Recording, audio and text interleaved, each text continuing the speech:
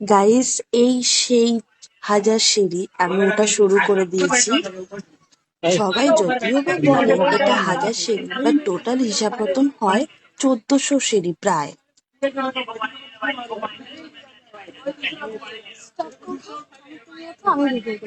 ভগবানের দেখা পেতে গেলে অনেকটা কষ্ট করতে হয়, এটাই সেইটা। ভীষণ কষ্ট হচ্ছিল, বাট ভগবানের দেখা পাবো সেই জন্য এত কষ্ট করে উঠছিলাম। ভীষণ ভালো লাগছিল।